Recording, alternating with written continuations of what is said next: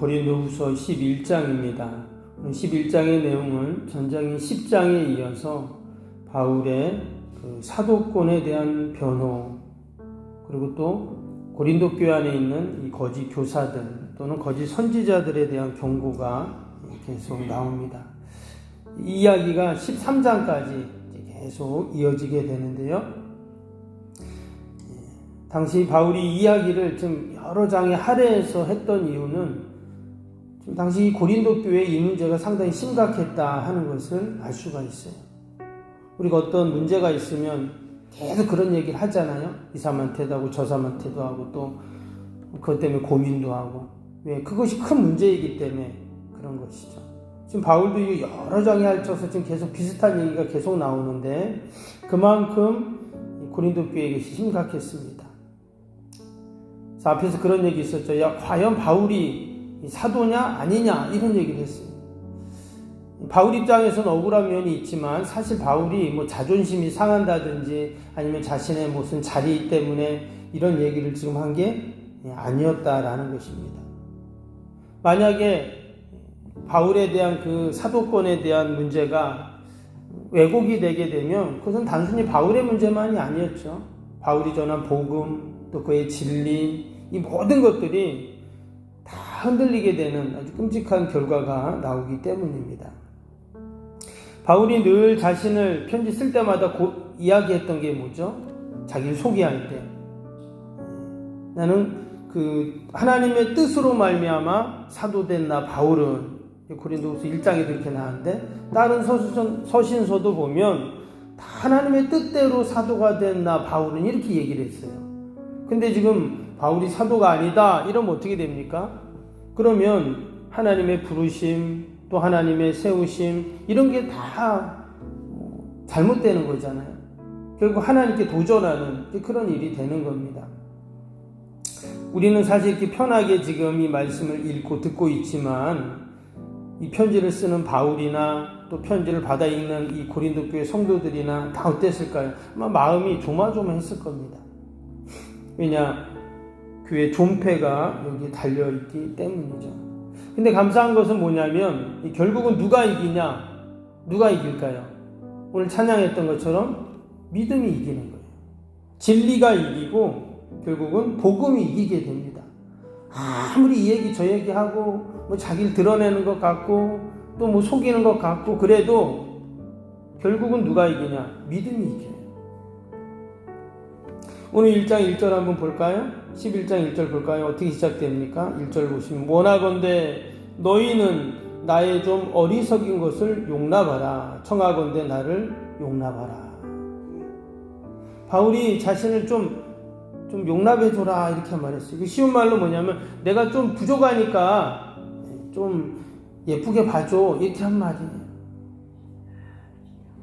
그런데 또 밑에 보세요. 16절 한번 볼까요? 16절 뭐라 그랬냐면 내가 다시 말하노니 누구든지 나를 어리석은 자로 여기지 말라 이랬어요. 앞에서는 좀 예쁘게 좀 봐줘 내가 좀 부족해 이렇게 얘기해놓고 또 뒤에 가서는 뭐라고요? 나를 어리석은 자로 여기지 마십시오 또 이렇게 말합니다. 지금 왜 바울이 이랬다 저랬다 그럴까요? 말씀드린 것처럼 바울은 어리석은 자가 아니죠. 당시에 최고의 학문을 배웠고 최고의 지식을 갖고 있었던 최소 3개, 4개의 언어를 할 수 있는 아주 탁월한 그런 사람이었습니다.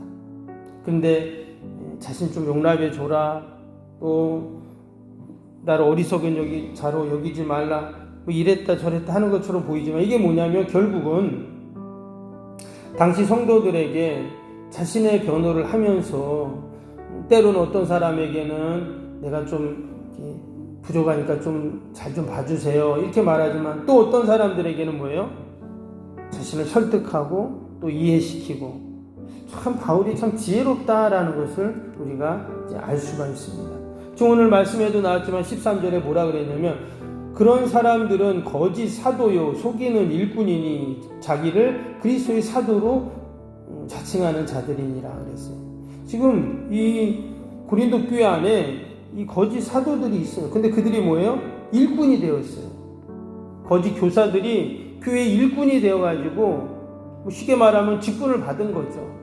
그래서 그들의 열심으로 교회를 어지럽히고 힘들게 하고 사람들이 진리를 왜곡시키고 지금 이런 일들이 계속 일어나고 있는 겁니다. 바울이 앞에서도 이 고린도 교회 세울 때 눈물로 기도로 세웠다 그랬는데 얼마나 사랑이 많이 간 교회예요. 그런데 지금 교회가 이렇게 막 바울파니, 게바파니, 아볼로파니, 나는 그리스도파니 막 이렇게 막 갈라지고 복음이 왜곡되고 진리가 왜곡되고 이런 모습을 보면서 결국 이것은 누가 하는 일이냐? 사단이 하는 일이다. 오늘 그 14절 15절 보세요. 14절 15절 이것은 이상한 일이 아니니라. 사단도 자기를 광명한 천사로 가장하나니 그러므로 사단의 일꾼들도 자기를 의의 일꾼으로 가장한 것이 또한 대단한 일이 아니니라. 그들의 마지막은 그 행위대로 되리라. 이상한 일이 아니라 했어요. 사단도 광명한 천사로 다 가장하잖아요. 사람들이 다 거기에 미혹이 되고 속는 것이죠. 그들이 이야기하는 논리 또 주장 그럴싸하게 다 이야기하면 다 사람들이 속아 넘어가게 되는 겁니다. 3절에도 보면은 그 에덴 동산의 뱀이 하와를 미혹하고 속에서 넘어간 그 내용이 이제 또 예를 이렇게 드러났는데 결국 그들로 말미암아 그 거짓 교사들로 말미암아 교회가 어지러워지고 성도 간에 불신이 생기고 교회가 큰 위험에 빠지는 이제 그런 일들이 지금 계속 일어나는 것이죠. 그래서 지금 바울이 그런 이야기를 듣고 또 교회가 그렇다는 이야기를 듣고 좀 너무나 안타까운 마음으로 좀 나를 이쁘게 봐줘라 또는 또 나는 어리석은 자로 여기지 말라 막 이런 이야기를 지금 계속 하고 있는 겁니다. 근데 오늘 말씀해 보니까 뭐라 그랬어요? 그 15절 말씀에 분명히 그랬죠. 그들의 마지막은 그 행위대로 되리라. 결국은 믿음이 이기고 여러분 진리가 이기고 복음이 이기는 그런 은혜가 분명히 있을 줄로 믿습니다. 그러면서 바울이 아마 당시에 그 거짓 교사들, 거짓 선지자들은 자신들의 육신, 세상적인 것을 막 자랑을 했던 거예요.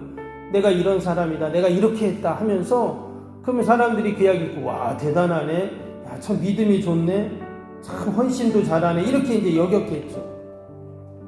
그래서 바울도 뭐라 그랬냐? 오늘 18절 보세요. 여러 사람이 육신을 따라 자랑하니 나도 자랑하겠노라 그랬어요. 막 서로 자랑하면서 자기를 드러내고 내가 이렇게 했어 막 그러니까 자기도 나도 자랑할 게 많습니다 이렇게 말하면서 22절부터 뭐라 그래요? 계속 그 이야기를 합니다.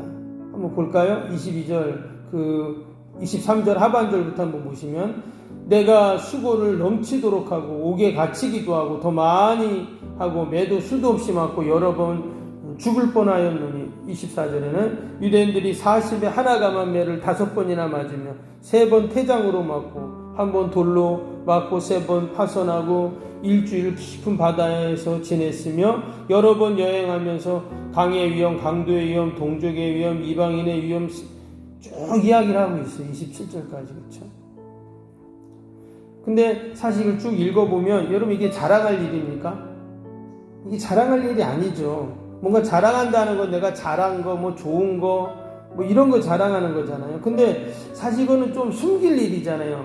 내가 매 맞고 어떤 위험에 처하고 27절에도 보세요. 수고하고 애쓰고 자지 못하고 줄이고 목마르고 굶고 춥고 헐벗고 근데 지금 약간 이런 창피하고 수치스러운 일을 막 자랑하는 거예요. 근데 이걸 왜 자랑했죠? 이게 바로 주님의 고난에 동참했다는 거예요. 나는 주님의 고난에 동참한 사람입니다. 나는 교회의 고난에 동참합니다. 교회가 힘들고 어려울 때 내가 그 고난에 동참하고 어떤 사람들은 힘들면 도망가는 사람들이 있거든요. 회피하는 사람들이 있잖아요. 근데 바로 그렇지 않았다. 내가 복음을 전하는데 그런 어려움들이 다 그걸 내가 주님의 고난으로 여기고 그게 교회를 사랑하는 것이죠. 그 이야기를 쭉 지금 하고 있습니다. 28절 마지막에 보니까 이랬어요. 이 외의 일은 고사하고 아직도 날마다 내 속에 눌리는 일이 있으니 곧 모든 교회를 위하여 염려하는 것이라. 바울의 마음속에 늘 뭐가 있었냐면 교회에 대한 염려가 있었어요. 더욱 이 고린도 교회 이야기를 듣고는 더 괴롭고 힘들고 기도하고 이제 그랬던 것이죠. 여러분, 저와 여러분은 늘 교회를 자랑하고 또 하나님 자랑하고 복음을 자랑하기를 축복합니다. 또 내가 어려운 일이 있을 때 그것이 나의 어려운 일이 아니라 뭐예요?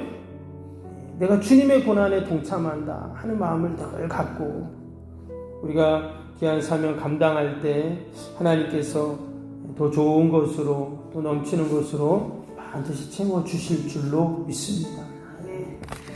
우리 약속의 말씀 붙잡고 우리 수요일 기도 함께 기도하도록 하겠습니다.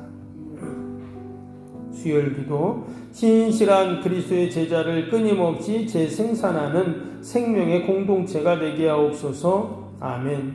주님의 마음으로 성도들을 섬길 수 있는 평신도 지도자들이 세워지게 하옵소서. 아멘. 세워진 평신도 지도자들이 자신의 은사를 따라 교회를 섬기게 하옵소서. 아멘. 부흥의 새 시대를 준비하며 다음 세대를 책임지는 교회가 되게 하옵소서. 아멘. 복음의 능력으로 통일한국 글로벌 시대를 감당할 다음 세대를 준비하게 하옵소서. 아멘. 다음 세대들이 성경적인 가치관으로 무장되어 열방을 품고 나아가게 하옵소서. 아멘. 우리 아이들이 지성, 감성, 영성을 겸비하여 새 시대 부흥의 주역이 되게 하옵소서. 아멘. 이웃들을 목자의 심정과 긍휼의 마음으로 품고 사랑으로 섬기게 하옵소서. 아멘. 교회가 지역사회 주민들의 소통의 장소로 아름답게 사용되게 하옵소서. 아멘. 늘 섬김의 자리에 있게 하시고 지역의 자랑이 되는 교회가 되게 하옵소서. 아멘. 적교회 협력하여 함께 부흥하고 포항 성시와의 쓰임받게 하옵소서. 아멘. 온 성도들에게 구정의 열정이 불타게 하시고 영혼권에 힘쓰게 하옵소서. 아멘. 주님의 지상명령을 수행하며 주님의 소원을 이루어드리는 교회가 되게 하옵소서. 아멘. 세계복음을 위해 더 많은 선교사와 선교지를 품고 섬기게 하옵소서. 아멘. 새성정원축의 열방을 구원을 위한 거룩한 선교센터가 되게 하옵소서. 아멘. 예수님의 이름으로 기도합니다. 아멘. 사랑과 은혜가 충만하신 하나님 아버지, 오늘도 우리가 자랑할 것은 오직 십자가 또 주님의 고난인 줄로 믿습니다. 오늘도 하나님 약속의 말씀 꼭 붙잡고 우리가 믿음으로 기도하게 하여 주옵소서. 결국은 믿음이 이기고 진리가 이기고 복음이 이기는 줄로 믿습니다. 오늘도 약속의 말씀 붙잡고 나라 민족과 교회와 또 이웃과 살아가는 자녀들 다 올려드리오니 하나님 돌보시고 선하게 인도하여 주옵소서. 온 대지에 하나님 단비가 내리듯 우리의 심령에도 우리의 가정에도 또 주님의 교회의 민족 가운데도 은혜의 단비 성령의 단비가 내리게 하여 주옵소서.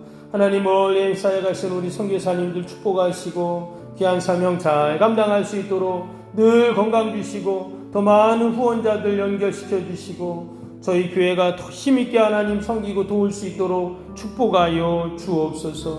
하나님 오늘도 우리 가정 일터 자녀들 주님의 교회 어둠 영들이 일절 틈타지 않도록 늘 하나님 보호하시고 지키시고 함께하여 주시고 우리 병사에 있는 환우들 연로하신 어르신들 늘 강건하여 주의 전 출입하는데 어려움이 없게 하여 주옵소서. 새성령원 축의 모든 건축의 준비와 진행과 가정 가운데 하나님 함께하여 주시고 하나님께서 돕는 손길 허락하시고 묶이고 막히는 것이 없도록 늘 하나님께서 성통케 하시고 놀라운 하나님의 구원의 역사를 허락하여 주옵소서. 오늘도 하나님 기도 외에는 이런 종류가 날 수 없다 하셨사오니 오늘도 약속의 말씀 꼭 붙잡고 믿음으로 기도하며 승리하는 복된 하루가 되게 하여 주옵소서. 감사하며 예수님의 이름으로 기도하옵나이다.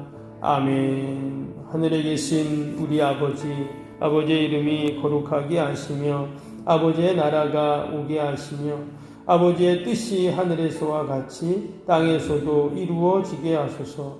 오늘 우리에게 일용할 양식을 주시고 우리가 우리에게 잘못한 사람을 용서하여 준 것 같이 우리 죄를 용서하여 주시고 우리를 시험에 빠지지 않게 하시고 악에서 구하소서. 나라와 권능과 영광이 영원히 아버지의 것입니다. 아멘.